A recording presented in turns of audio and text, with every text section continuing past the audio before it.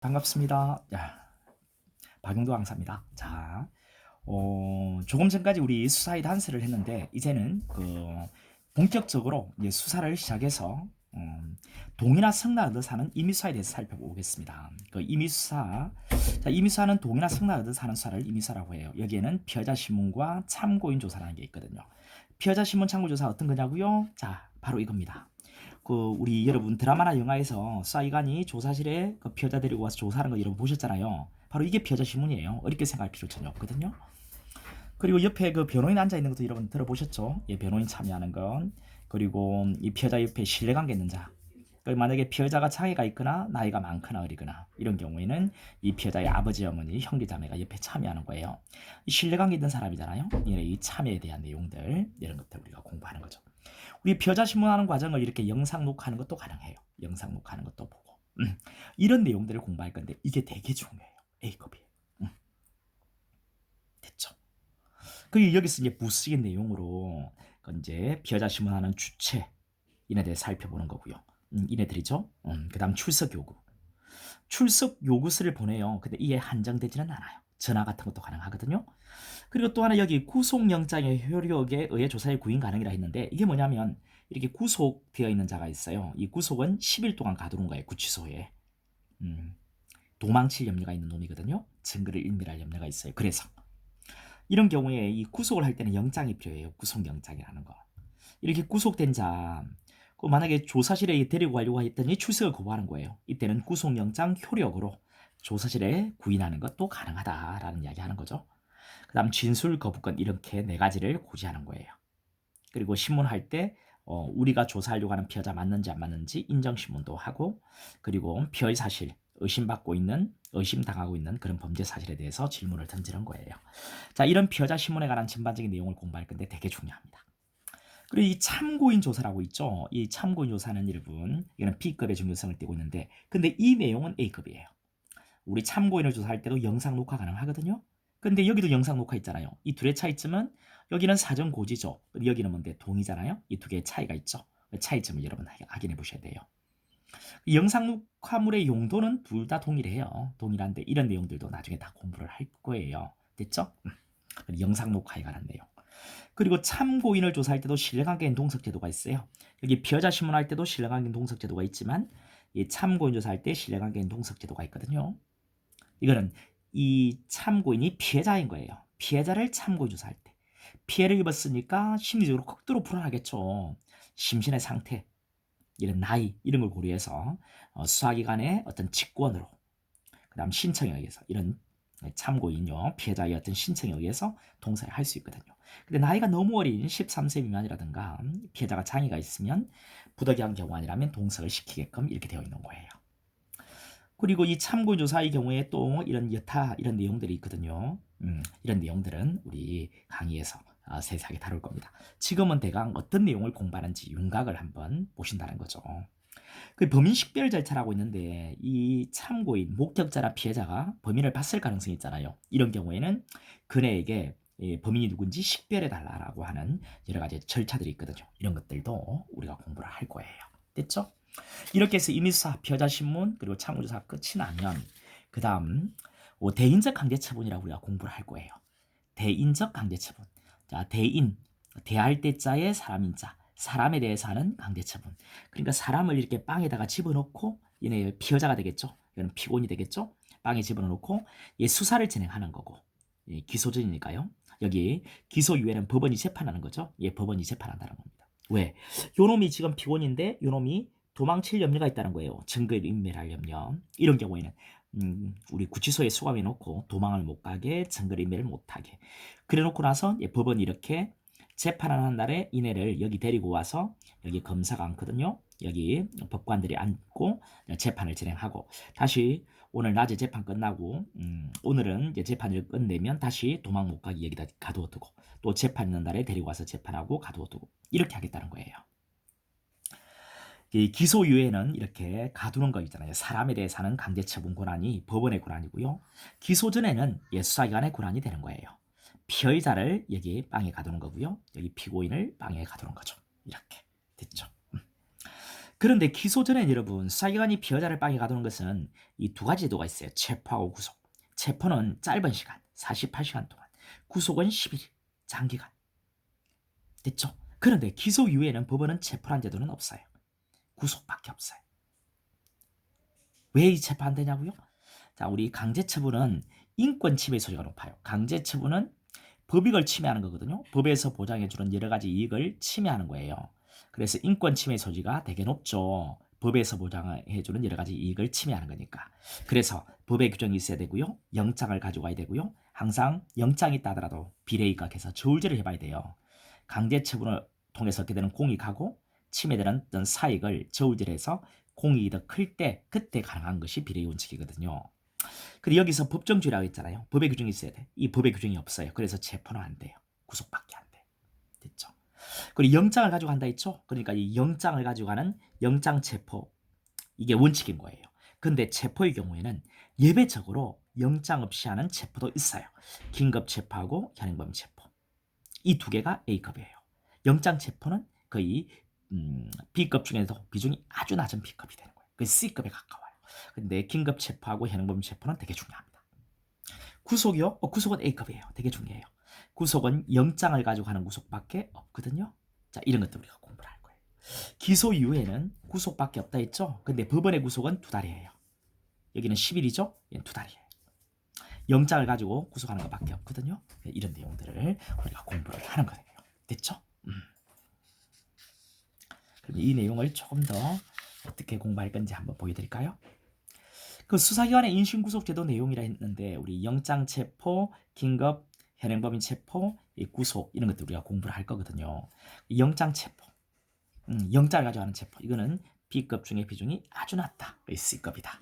긴급 체포 A급, 현행범인 체포 A급, 구속도 A급이다. 중요한 거예요. 자, 우리 영장 체포는 여러분 일단 체포라는 거, 여기서 말한 체포라는 것은 전부 다 경찰관서 유치장의 신병을 확보하고 수사를 진행하는 것인데 48시간이에요. 아시겠죠? 영장을 가지고 가는 거고 이거는 영장 없이 하는 체포들이죠. 요건은 영장 체포하기 위해서는 범죄 혐의가 상당히 있어야 되고 피해자신문, 아까 우리 공부했던 피해자신문을 위한 출석 요구에 불응 또는 불응에 우려가 있을 때 하는 거예요. 됐죠? 긴급 체포는 언제 하냐면요. 이제 범죄가 중대할 때 장기 3년 이상의 징역 금고에 해당하는 범죄. 형벌이 되게 높잖아요. 사형 무기, 장기 3년 이상의 징역 금고. 그리고 증거를 인멸할 염려, 도망 또는 도망의 염려가 있을 때. 그리고 영장을 발부하기 어려운 긴급한 사정이 있을 때. 체포영장 가지고 올 수 있는 시간이 있으면 체포영장 가지고 와서 체포해야 되는데 체포영장을 발부할 시간 여유가 없다는 거죠. 이런 경우. 근데 이런 요건을 판단을 할 때 체포 당시 상황만 가지고 수사 주체가 판단하고 상당한 재량이 있다라고 합니다. 됐죠? 우리 현행범 체포는 범인과 범죄가 명백하고 도망이나 증거인멸의 염려가 있고 체포다 자 이런 요건을 갖췄을 때 일단 현행범 체포 같은 경우에는 현행범이어야 돼요. 그리고 현행범일 때 그 현행범은 뭐냐고요? 그러면 이거부터 가볼게요. 현행범인은 실행 중에 있는 자 또는 실행 행위를 종료한 직후예요. 실행 중 또는 실행 직후. 자, 이런 현행범인에 준하는 자가 있어요. 이걸 준현행범이라고 하는데 추적당하고 있는 자예요. 추적당하고 있는 자. 그리고 작물을 또는 흉기를 소지하고 있는 자죠. 그리고 신체나 의복 위에 현장 정적이 있는 자고요. 누구냐라는 물음에 대하여 도망하려는 자를 말해요. 이게 준현행범입니다. 이렇게 현행범인 또는 준현행범인일 때 체포하기 위한 요건은 범인과 범죄가 명백해야 되고요. 그리고 도망이나 증거인멸의 염려가 있어야 되는 거죠. 근데 이런 요건을 구비했는지는 똑같아요. 이거와 똑같아요. 체포 당시 상황을 위치로 사주체가 판단하고 상당한 대량의 여지가 있다는 거죠. 됐죠? 그 다음 장기간 신병을 확보하는 구속은요. 범죄 혐의가 상당히 있어야 되고 일정한 주거가 없어야 돼요. 주거 부정이라고 했죠. 그리고 증거인멸의 염려, 도망칠 염려, 도망 또는 도망칠 염려. 그래서 주인도 이렇게 암기 한번 해볼 거예요. 이게 구속사유예요. 이런 구속사유를 판단할 때 고려사유가 있습니다. 재범의 위험성이 있는가? 범죄가 중대한가? 자, 위해 우려. 자, 해를 가할 우려가 있는가? 피해자 등에게 이런 것을 고려해서 이 구속 사유를 판단하는 겁니다. 구속 사유라는 것은 주인도예요. 그런데 이것을 판단할 때 고려 사유는 재범의 위험성, 범죄의 중대성, 위의 우려 이것을 고려한다 그런 거예요. 그리고 이제 경미한 범죄 있잖아요. 이 경미한 범죄는 다액 50만 원 이하의 벌금 또는 구류, 과료에 해당하는 범죄인데 이런 범죄가 우리 경미한 범죄예요. 경미. 왜? 형벌이 아주 낮게 설정돼 있죠. 이런 경미한 범죄의 경우에는 영장 체포는 주거 부정과 출석 요구에 불응했을 때 경미 범죄는 영장 체포 가능하고요. 긴급 체포는 장기 3년 이상 중범죄를 대상으로 하니까 경미한 범죄가 있을 수가 없겠죠. 그리고 현행범 체포는 주거 부정일 때, 그리고 구속의 경우에도 주거 부정일 때만 현행범 체포 구속이 가능한 거예요. 이런 내용들도 한번 전반적으로 보죠. 그 영장 체포 있잖아요. 영장 체포는 영장이 필요하잖아요. 이 영장은 또 구속도 영장을 가지고 구속을 하거든요. 이 영장이 필요하잖아요. 근데 이런 영장을 지방법원에 청구하고 지방법원에서 영장을 심사해서 발부 여부를 결정하거든요. 이 두 개는 영장 없는 체포고. 근데 영장, 우리 체포 영장은 그 법원에서 심사를 할 때 형식 심사를 해요. 근데 구속 영장은 실질 심사를 하거든요. 차이점은요. 피의자 신문을 하는가, 피의자 신문을 하지 않는가의 차이예요. 구속영장은 실질심사, 실질심사는 직접 피의자를 신문해서 판사가 영장 발부 여부를 결정하는 거죠. 근데 형식심사는 피의자를 신문하지 않습니다. 이런 차이점들도 다시 한 번 더 말씀드릴게요. 그리고 이 영장 체포든 긴급 체포든 현행범 체포든 구속이든 간에 이제 고지, 자, 미란다 고지 있죠. 미란다.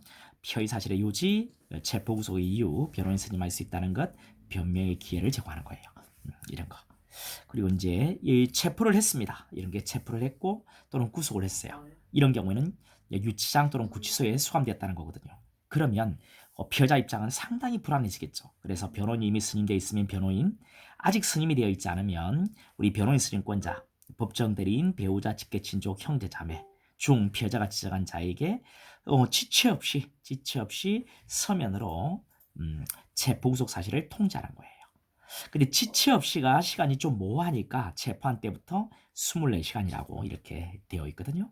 근데 24시간까지 서면으로 통지가 못하면 그때는 전화로 통지 가능하고 다시 서면으로 통지는 꼭 해줘야 되는 거예요. 됐죠? 그리고 이제 이 밑에 전반적인 내용들은 우리가 또 공부하면서 세세하게 들어갈 겁니다. 일단은 어떤 내용을 공부한다고요? 자, 우리 짧은 시간 동안 48시간 동안 신병을 확보해 수사를 하는 체포를 공부할 건데 그 중에서 영장을 가져가는 영장 체포 먼저 공부하고 그 다음 범죄가 중대할 때 그리고 증거 인멸이나 도망의 염려가 있고 영장을 받을 시간 여유가 없는 긴급한 사정이 있을 때 영장 없는 긴급 체포가 가능하고 또 지금 현재 범죄를 실행 중 실행 직후 또는 이에 준하는 자인 이런 자들일 때 자, 범인과 범죄가 명백하고 도망이나 증거인멸의 염려가 있으면 영장 없이 지금 체포 가능한데 이게 현행범 체포예요. 이런 내용들도 우리가 공부를 할 겁니다. 그리고 범죄 혐의가 상당히 있고 주거 부정, 증거인멸의 염려, 도망 또는 도망의 염려가 있을 때 장기간 동안 10일 동안 구치소에 수감하고 수사를 진행하는 구속에 대해서 우리가 또 살펴볼 거예요. 됐죠? 재밌겠죠? 이번 수업은. 그쵸? 이번 주. 그리고 이제 우리 피해자 구속할 때는 여러분 영장 실질 심사라는 거 한다 있잖아요. 그쵸? 자, 이런 영장에 대한 자, 우리 체포가 되어 있고 구속 영장이 청구가 되면 우리 체포는 48시간밖에 안 되니까 48시간 끝나기 전에 구속 영장이 청구가 돼야 돼요. 청구하지 않으면 석방이거든요. 청구는 지방법원의 판사한테다가 하는 거예요. 그 판사 이름을 이 수임 이렇게 부릅니다. 수임 판사. 그러면 영장 실질 심사를 진행하는 거예요. 실질 심사는 피해자를 신문하는 거라고 했죠, 그죠? 피해자에게 궁금한 거 물어보는 거예요. 피해자 답변 들어보는 거예요. 이 피해자는 변호인 참여, 자, 변호인 선임해서 변호인 도움 받을 수 있어요. 피해자가 개인적으로 변호인을 선임하지 않으면 만약에 개인사자, 개인적으로 선임을 안 했다면 국가가 선임을 해줘요. 이게 국선 변호인이라고 하는 거예요. 됐죠? 이렇게 해서 영장 실질 심사를 통해서 결국 영장을 기각하든 발부하든 양당 간에 결정을 해요. 그래서 만약에 발부가 떨어지면 집행으로 넘어가서 구속으로 넘어가는 거죠. 구속은 10일인데 이 10일의 시작 시점이 바로 이 체포된 이날부터 시작을 하는 거예요. 그리고 이렇게 해서 10일이에요. 근데 영장 실질 심사를 했던 이 구속영장 청구서 서강계 서류 점검물이 법원에 접수된 이때 자, 구속영장이 청구된 바로 이때부터 영장을 발부해서 다시 이런 수사관계 서류 점검물을 검사에게 다시 돌려보낸 이때까지는 실제 영장 실질 심사를 하는 동안이니까 수사를 할 수 없었겠죠. 이런 구속기간에 들어가지 않아요. 됐죠? 이렇게 해서 여기서부터 이렇게 이거 여기서는 빼고 이렇게 해서 10일 동안 신병을 확보해서 수사를 할 수 있어요. 그리고 미체포 피해자 있죠. 미체포 피해자는 구속영장이 청구되면 판사는 구인영장을 발부해서 이 구인은 짧은 시간 동안 신병을 확보하는 거거든요. 이 24시간까지 가능해요. 이 24시간까지 구금할지 이렇게 가둘지 여부를 판단하는 것이거든요. 근데 구인을 해서 자, 가능한 한 빠른 일시로 영장실질 심사를 하도록 되어 있어요. 근데 구인을 했는데 지금 당장에 영장실질 심사가 어려우면 잠깐 유치 가능하거든요. 그 유치 시간이 24시간이에요. 왜? 구인이 24시간이니까요. 영장실질 심사 이것을 통해서 결국 기각결정, 발부결정, 발부결정 떨어지면 집행으로 넘어가서 구속으로 넘어가겠죠. 그러면 여기 구인한 이날부터 시작해서 10일이 되는 겁니다. 됐죠? 자, 이런 영장실질심사에 관한 전반적인 이야기들도 한번 살펴보도록 할 겁니다. 피해자 구속의 경우에 말이죠. 자, 이게 끝나고 나면 여러분 이제 기소 이후에는 이제 법원이 피고인을 구속한다 했죠. 이 구속하는 일련의 과정들을 볼 거예요. 법원이 피고인을 구속하는 거. 자, 이때는 약간 달라요, 여러분들. 요 이성기 있죠. 범죄 사실의 요지, 구속의 이유, 변호인 선임할 수 있다는 것, 변명의 기회를 제공하는 것을 이 수소법원의 구성원인 법관이 하는 거예요. 이 구속영장을 발부하기 전에 사전에 고지하는 거예요. 이 법관이 하는 겁니다. 영장을 집행하는 기관이 하는 게 아니에요. 됐죠?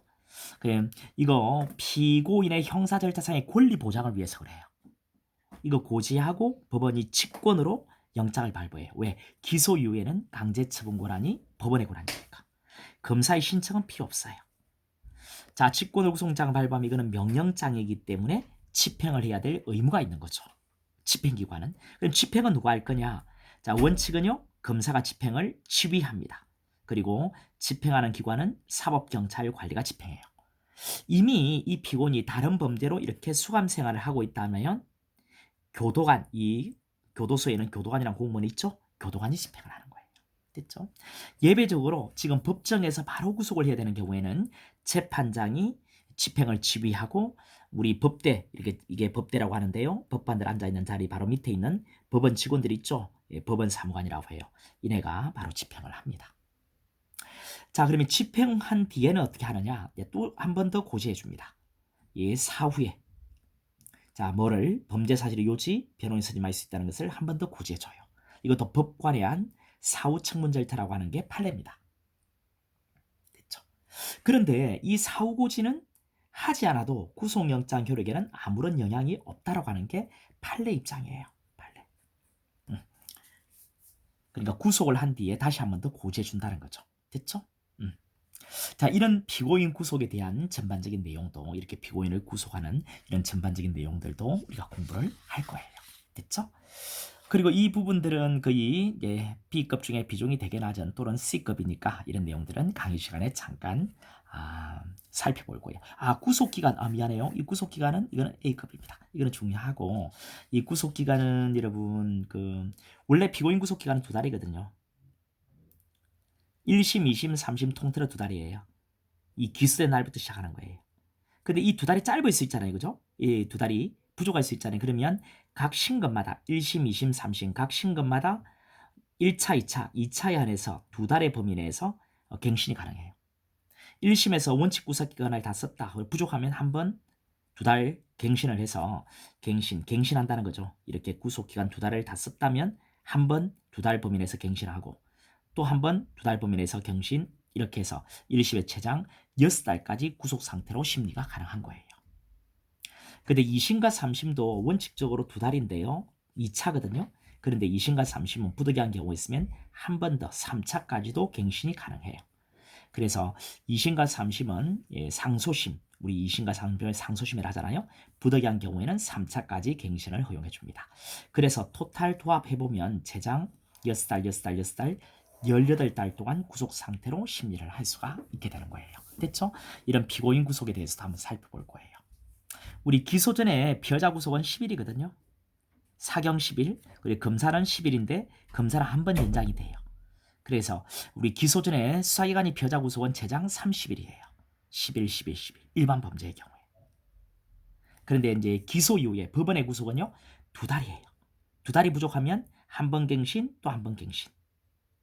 이게 다예요, 1심은. 그래 6달밖에 안 돼요. 2심과 3심은 원칙 한 번 갱신, 또 한 번 갱신이죠. 여기 원칙 구속기간 썼으니까 한 번 갱신, 또 한 번 갱신.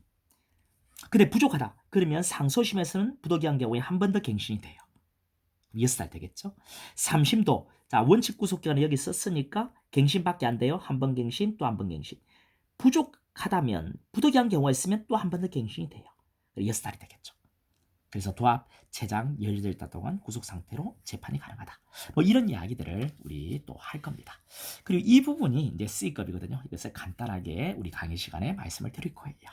이렇게 해서 우리 이번 주 강의 내용을 모두 마칠 거거든요. 자, 이런 내용들을 우리가 할 겁니다. 여러분 어때요? 자, 이번 주에는 우리 수사의 단서 중에서 고소 부분 다 끝낼 거고요. 이게 끝나고 나면 우리 동의나 승낙을 얻어서 하는 임의수사를 끝내고, 그리고 이게 끝나고 나면 이제는 대인적 관계사를 할 거예요. 그리고 이제 짧은 시간 동안 신병을 유치장에 확보해서 수사를 진행하는 체포라는 걸 공부하고, 장기간 10일 동안 신병을 확보해서 구치소에 수사를 진행하는 구속도 공부하고, 기소 이후에는 이제 법원이 구속을 하거든요. 장기간 2달 동안 구속을 해요. 구속 상태로 재판을 진행하는 이런 내용들을 우리가 한번 볼 겁니다. 자, 우리 수업 시간에 이 내용들을 여러분이 보고 오시고요. 수업 시간에 이 내용들을 토대로 해서 하나하나 세세하게 우리가 공부하도록 할 거예요. 우리 수업 시간에 만나도록 합시다. 수업 시간에 만나요.